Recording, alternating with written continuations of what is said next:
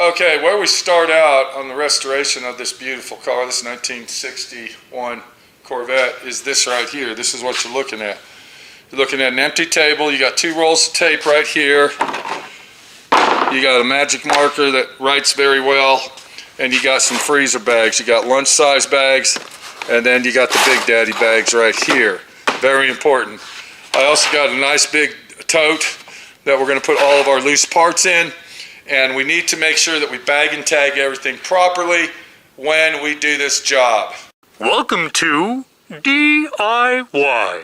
Automotive School with my friend Pete and Minnie, the body shop girl.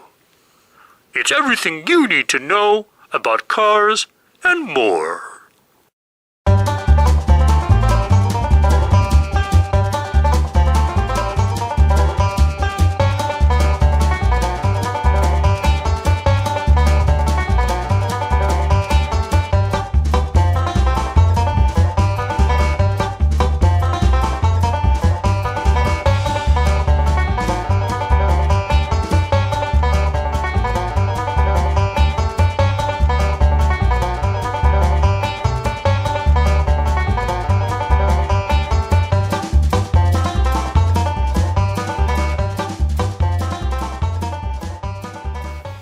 So every individual piece that is related to the other piece that is mounted to the vehicle will be bagged and tagged. Now let me go ahead and give you an example, like this headlight bezel right here for one. We will take the screws, all right, off all 4 of them, and I'm going to show you this, and we will put those in a separate bag, and it will say headlight bezel screws on it. So here's a good example of what bagging and tagging is all about. What we're going to do is we're going to remove our trim screws, nice and easy.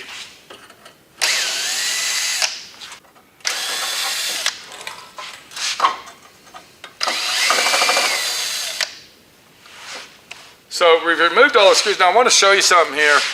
You can see that the screws are not original. And when I say that, you can see that somebody has replaced one of the screws with this, but that's okay. Later on, when we reassemble the vehicle, we'll probably replace all these screws with brand new ones anyway. So I'm going to go ahead and set these on the table. And then we'll go ahead and remove our bezel. Now, on the back side of this bezel, we can see that there is a chrome piece on here that is riveted on to the bezel itself. Now in this situation right here, by the way that we're restoring the car, we will not be removing this. To actually remove that, and you can see it right there, would be a real nightmare to try to get that back on there the proper way. So we're going to go ahead and leave that, and it looks like it's been glued on there. Somebody glued this on here. I want to show you this. We'll probably go ahead and take it off, I don't know. But I'll talk to the owner about this and see what he wants to do. If you look right here, this is not a rivet that I was looking at. That is actually where the 2 little studs went through, where it would mount to the headlight bezel. And it seems to appear that those have broken off of the piece of trim. And this is now glued on there with some, looks like panel bond or some type of epoxy. So for right now, we're going to leave that alone and just leave it like it is. We'll go ahead and set it on the table and get ready to start bagging and tagging.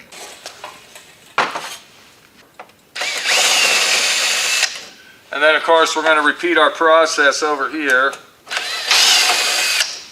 And yes, those were actually pop riveted on. They got some type of, not pop riveted, but some type of a clamp system going on. You can see that right here.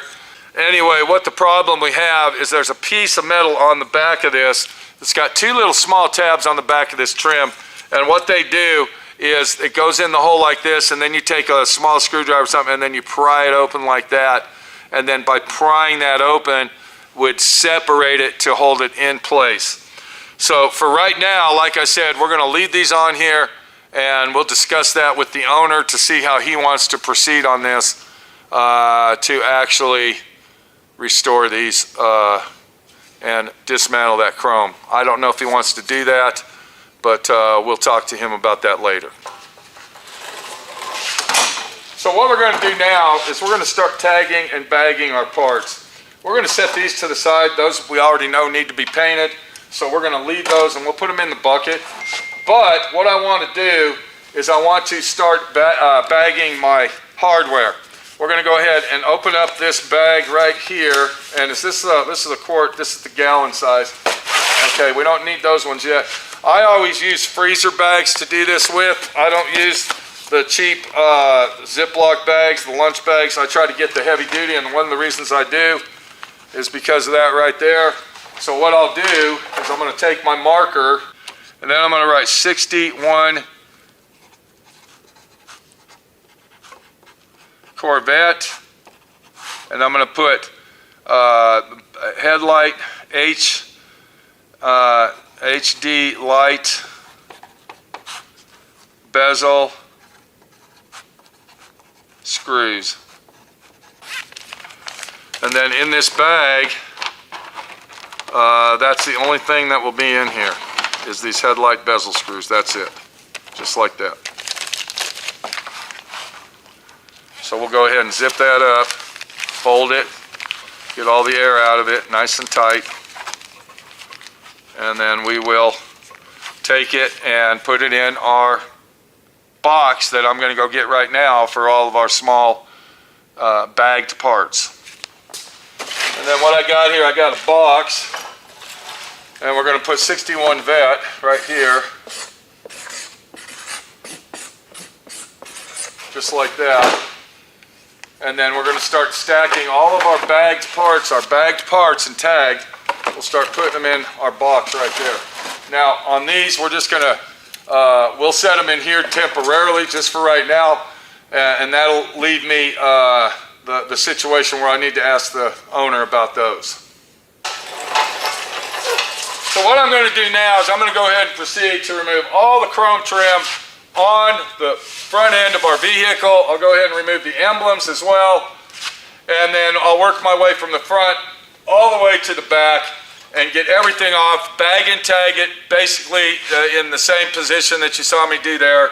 And then once it's down to the bare knuckle situation where all we have is a body, we'll come back, we'll look at the bag and tag deal, we'll see how organized it is and how nice it looks, and go from there. So let me go ahead and get to work now and get all this trim off. Some of these old classic cars, such as the 61 Vet, can be a very tricky job to figure out how to get all this chrome off, and it takes a lot of patience, a lot of time, and a lot of nerve-wracking situations to literally get all this off and figure out how to put it all back together when we're done painting it. Another thing that I want to show you real quick is if you are doing a job like this, it's very important to make sure that you take a bunch of pictures. And I want to show you right here, you can see that I've got about 25 or 30 pictures of the vehicle on my phone. So when I have issues or anything that's coming up and arising, I do have pictures of before in detail of what the car looked like when I started on it. So that's another important issue. Take as many pictures as you can all the time to document everything that you're going to do to your vehicle as you are restoring it. Okay, we got all the front end torn apart, and what I'm doing right now, I'm taking these emblems off, and we've already got an issue with those. The C is broke. It's no good, so I don't know what the owner's going to want to do with that. Hopefully you can buy these letters, which I'm sure you can, but that's an issue that we're going to have to deal with. Okay, here we go. When we talk to the owner. So if you're looking at it correctly, you can see I got the front end basically stripped. We're just finishing up on this, and then once I get all this done, then we will move to taking off the chrome stainless on the top of the fenders and the sides. And then of course we got our emblem right here. That's still in good shape. So We're going to bag and tag all this, and then we're going to keep moving forward. Once again, we're going to get a bag. Go ahead and put 61 Corvette and hood emblem. And the owner might go ahead and opt out to getting brand new letters and emblems because those really aren't that expensive to replace those with new. So here's the C for the Corvette, and as you can see, it was glued on. Both the tabs were completely busted off. And one thing you don't want to lose, I want to show you this real quick. One thing you don't want to lose is the factory speed nuts. Try to keep all of those that you can because those fit what you took off. So it's very important to not lose any of those. And speaking of that, I actually dropped one down in here. So we're going to try to find it, if I can get my flashlight, and see if we can find that little thing. I guess not. I can't tell, there's so much dirt up inside this car. There it is right there. So, yeah.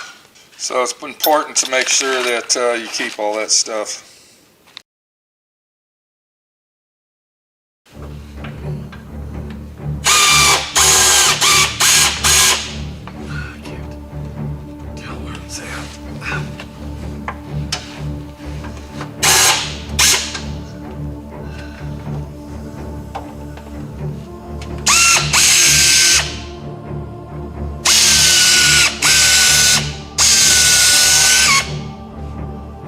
If there's a screw on that or not. I can't get in here to find out. What the fuck?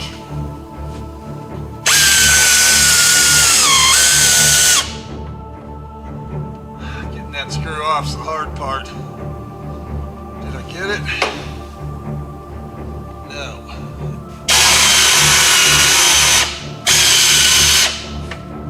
That ain't coming off either, motherfucker. Shit! Ah, fucking bitch! Ah, get the fuck out of here! Ah! Damn it! So,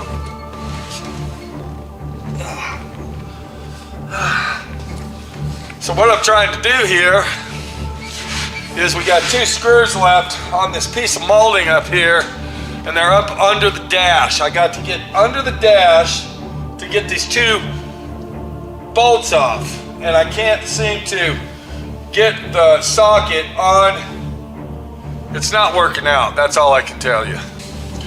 So let me go ahead and give you a little angle of what we're trying to do. And if you look right there, there's a, see that hole right there?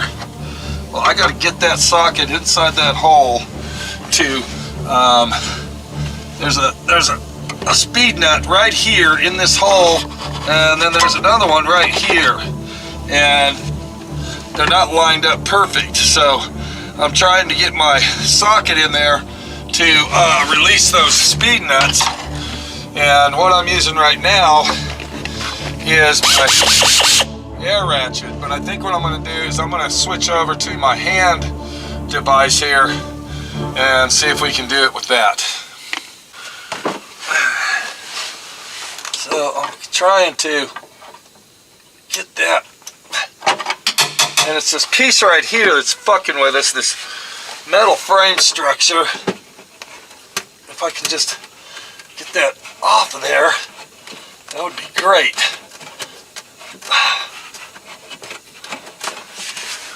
I can't tell if it's coming off or not. It doesn't feel like it. This is what takes the time to restore these old cars, is when you're messing with this stuff here and trying to get this to work in your benefit. It's a bullshit situation, and I can't seem to get my tool to take that off. I don't think it's even, it's not even budged it. It's not even budged that. So what we're dealing with is that right there. I can't get the socket on there, and I'm trying to do this to show you what kind of action it takes to restore these cars. So you're actually looking up inside the car. That's actually the top of the fender, the inside of the top of the fender that you're looking at right now. And how they got that in there, I don't know, because I can't get a tool on there to take that off at all, and I don't want to break it. Let me try this one and see what this does. Probably nothing. I can't even get that in there. It won't even go on there because it's got all this tar and crap on it. Got crap all over inside the socket as well. There's stuff all over in the socket. I got to get it out. It's full of tar, and this is just a example of what we got to do to dismantle this car to get it. And as I'm getting out, I just noticed, let me go ahead and get the camera, and I'm going to show you inside here. You can see inside here, this is inside our wheel well, and if you look right there, you can see there's two nuts there. There's another one down here, there's another one right here, and there's another one here. So there's three of them in a row, and then two at the top that we got to get out, and those things are full of tar as well. So it's going to take us a while just to get this mess cleaned up, just so we can get these screws out of here. Okay, so let me get back to work under that dash and get this chrome off, because we're doing it the right way. We're not taping it off. We're not going to chisel our way around the chrome and leave it on there. We're going to dismantle the car the right way, and we're going to do the customer an awesome job and do it right. So I got a lot of work to do, and we'll talk at you when we get this side done.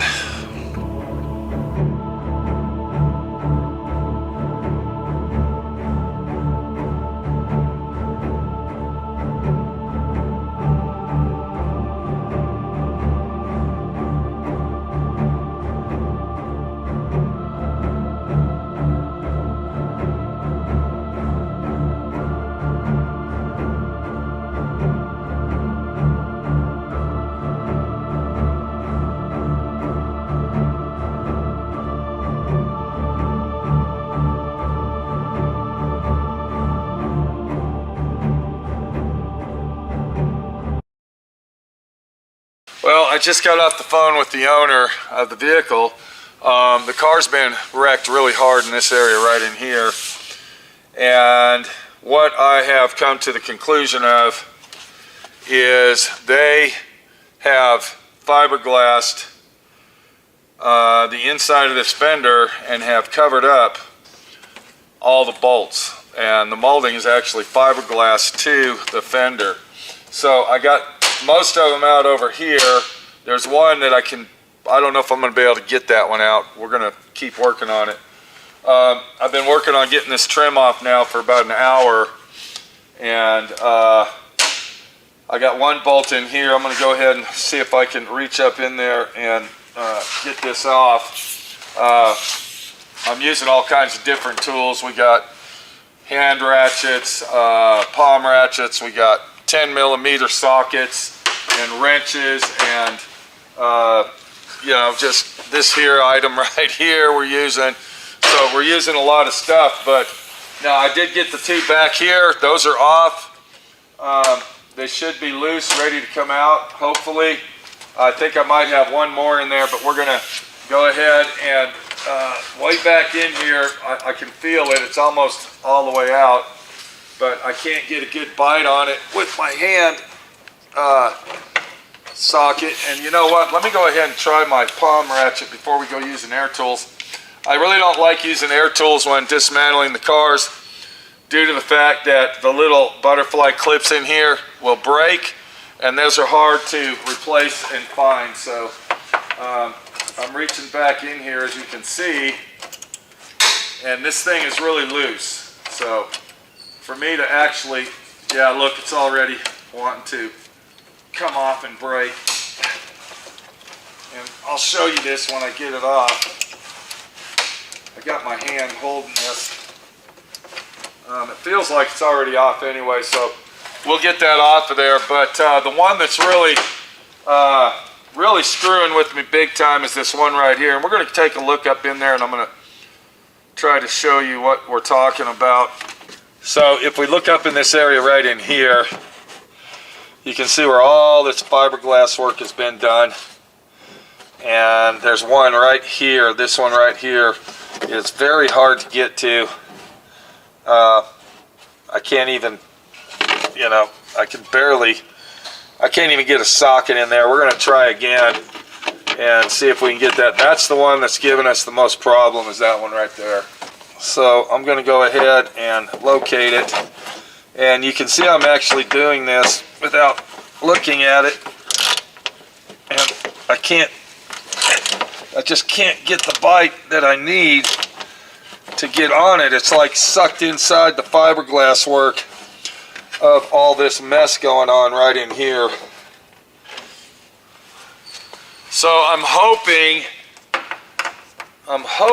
that I don't have to, and see, it's just, I can't, you kind of saw what's going on, and now I got a fiberglass hair inside my skin, a little fucking fiber inside my skin. That really sucks. But you can see what we're dealing with here and what I'm talking about. It wants to go on here, but it won't go on there. So it's like embedded into the fiberglass where they did their repair work. Yeah. Okay, so I'm going to continue to work on this and get this molding off, and hopefully the driver's side won't be as bad as this side, hopefully. I got this one off. This one is off, but it's stuck on here.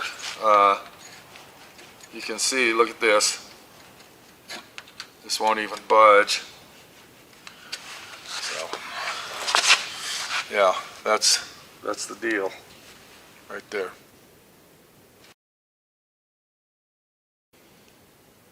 Well, we finally got the front end done after a day and a little over day and a half. Getting that side molding off on these is a real pain.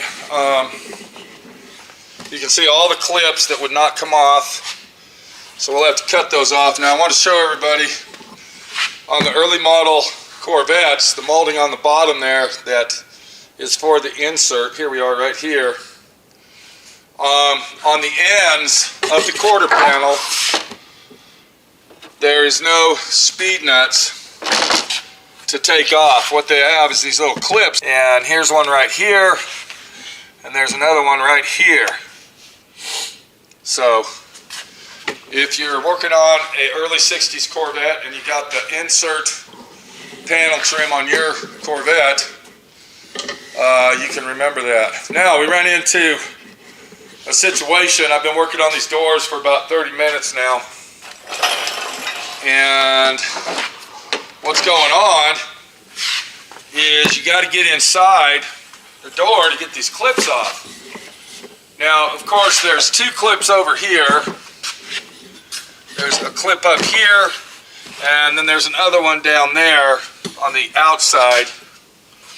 But as far as the ones on the inside go, you have to literally get inside there with your hand and your arm. And you can see a couple of them right there. But I'm going to go ahead and take the camera. I want to put it in there and show you what's going on inside this door that's making this one a real nightmare to take out. So if we go inside the door, I'm going to take this out right here.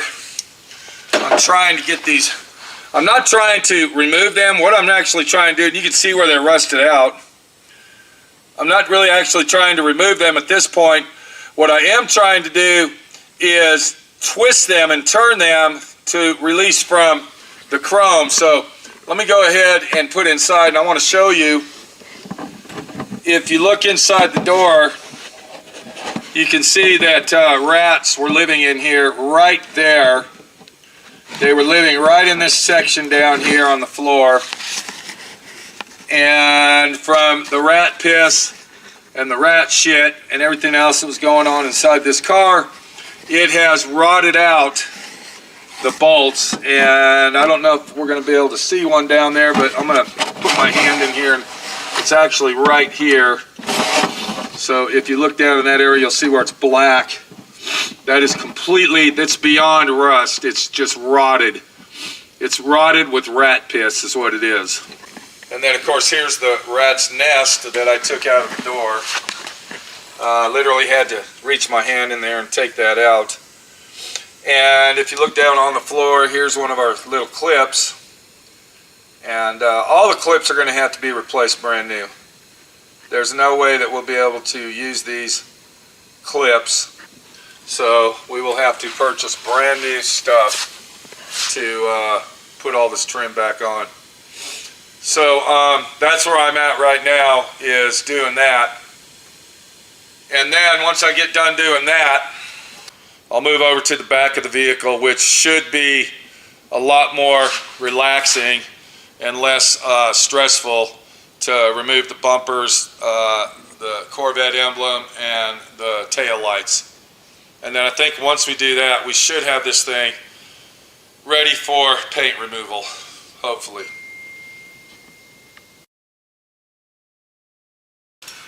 Okay, we're at the final rope. We're at the final rope climb of our journey here. I'm getting to the top of the mountain on this, dismantling this car. And there it is. It looks like everything is almost out. Now, we just got all the tail lights out. I'll put those back and tag them. And I got to get the antenna out. Let's see where this is bolted on. Get this off. Okay, here's our antenna right here. So we are at the end of the rope here, and this is the final step of getting this car out of here. This position, I'm sorry, I'm trying to think here while I'm talking, people. We finally got everything stripped out. The taillights were the last thing. We're going to do a walk around. This took close to 2.5 days to do this. I'm hoping that I'm going to be done by lunchtime. I've been working on it for approximately an hour and a half this morning, and I think it's like 10 o'clock now. So we should be done by lunchtime. So it took approximately 2 days and almost a half to completely dismantle this car. Let me get a Phillips screwdriver. We're going to get this out. Looks like there were rats living back in here as well. We got a lot of rust on this Phillips screw, and we're hoping that that screw will come off. And I don't think it's going to. It's so rusted out, the Phillips head will not even fit. Okay, it's not a Phillips. Well, I take that back. Look what we got here. We're just going to go ahead and do this. I'm going to take that clamp off of it where that ground wire is, and then we should be able to take it off that way. This is actually a fixed antenna inside this car, where it's not a remote electric antenna, but it's an antenna that has 2 mounting positions, one on the top and one on the bottom, unlike the cars we drive today, where the antenna wants to break off. So, the hardest thing on this whole job, I'm going to go ahead and tell you, it was a very irritating job stripping this down. I've done these before. I've painted probably 7 or 8 of these things. And the hardest part on these, if you don't remove the body, is the bumpers. The back bumper was a total nightmare getting it off. And I'm just hoping and praying that I'll be able to put that back on with no issues when it comes time, because this is how I look at it. You can look at it any way you want, but for every day that you spend dismantling a car, go ahead and count 1 week of putting it back together, because it takes 4 to 7 times longer to put a car back together than it does to take it all apart. So yeah, so I got the antenna loose. Let's see if we can get it out of this hole. There it goes. And I think now we'll go ahead and put this on here so we don't lose it. We have now completed the teardown of our 61 Corvette. I was out here last night till around 8 o'clock. Finally got the bumpers off. So we're going to go ahead and bag and tag this stuff. And we already know where these things go, but I still like to put them in a bag just in case they have gaskets on them like this, which we will be replacing, but at least we got them all together. And if something actually happens to me or the owner, or we have a falling out, or, you know, God forbid one of us dies, whoever gets this car will know exactly where all this stuff goes. So yeah, that's what bagging and tagging is all about. It's not just for your memory, but for the future, in case some disastrial, unfortunate situation happens. And that includes a falling out with the customer slash body owner, body shop owner. So this is like a courtesy, not for myself, but for other people to do this. And I'm pretty sure he's going to want to get a new antenna. This is rotted and rusted. So, all right, let's do a little walk around on this thing and see where we're at now. So you see how nice and uniform that I got everything. This is our antenna bag right here. This is our antenna bezel, and then of course our wiper windshield washer nozzles. So we'll go ahead and ziplock that up. Roll it up like a 3-finger. Anybody that's my age will know what that is. And our major bag and tag processing is done. This right here, this was probably the hardest piece to take off. This is the license plate frame that's part of the rear bumper. And if you look at that square hole right there, you got carriage bolts that actually go in there, and then you got to get way up inside there, and if you don't have the right socket that'll do the job, you're screwed. So if we look at our Corvette now, 61 Corvette, you can see that dismantling this car was a big job. If you don't do this every day of your life, it can be meticulous. All these clips are broke. We have to replace all these. Here's another one right here. All these clips. There's one that's completely broke off. Here's another one. So the owner will have to replace all the clips brand new throughout the car. That's a necessity. I'm going to go ahead and suggest that he buys brand new nuts and washers for the chrome trim on the top. Possibly brand new hardware to put the bumper back on. We're going to have to figure something out about these things. These do not line up with this.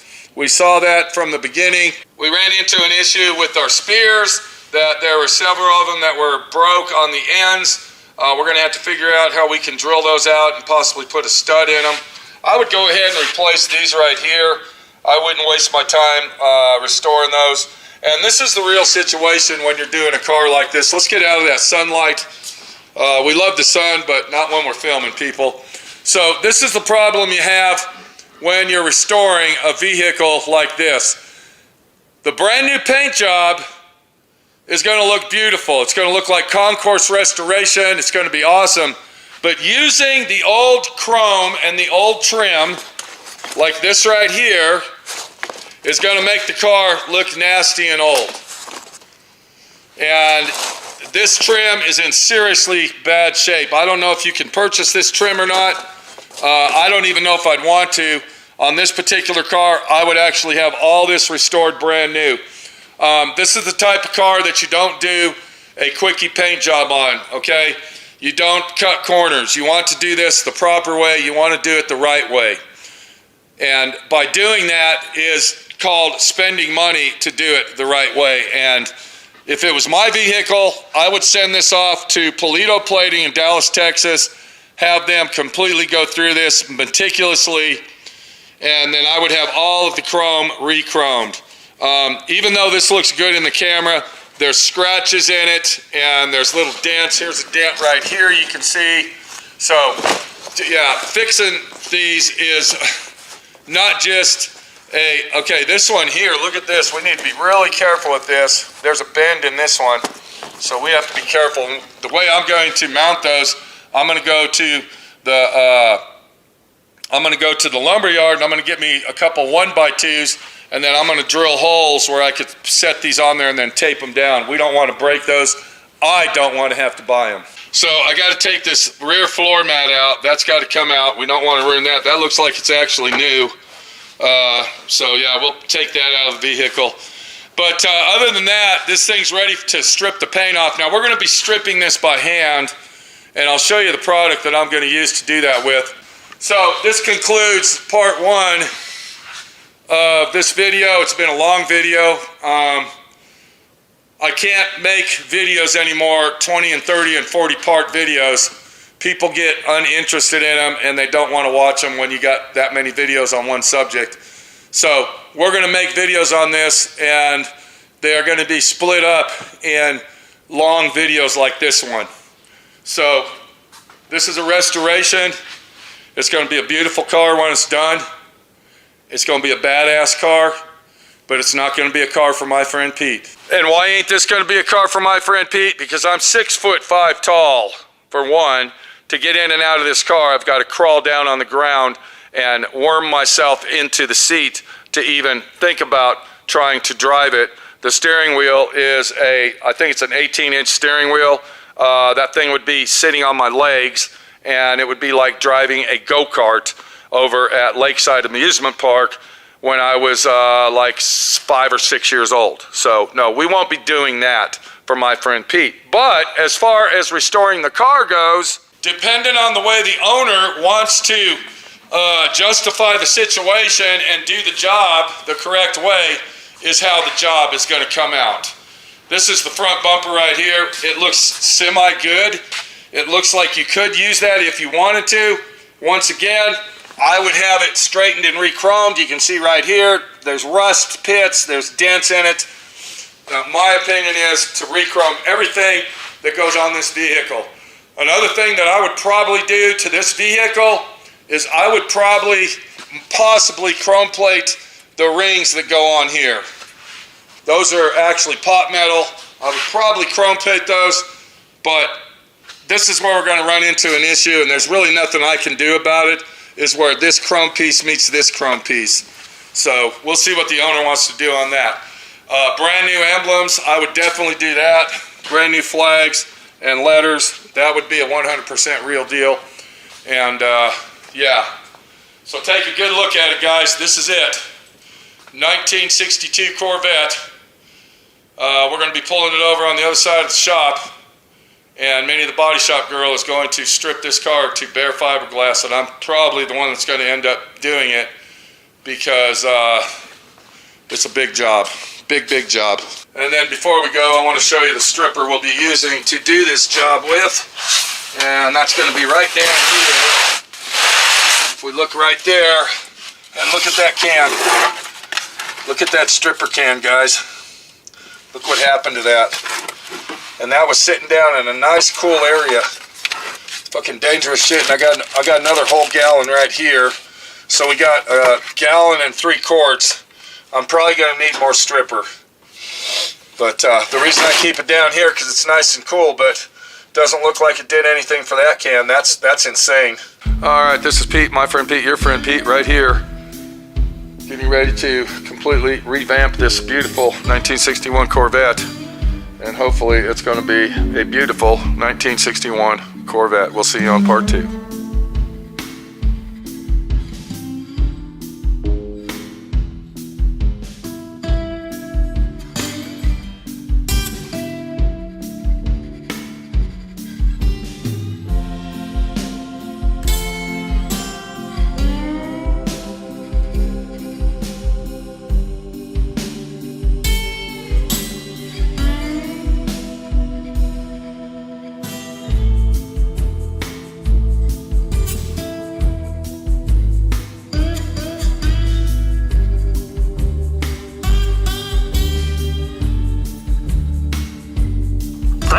watching D.I.Y. Automotive School.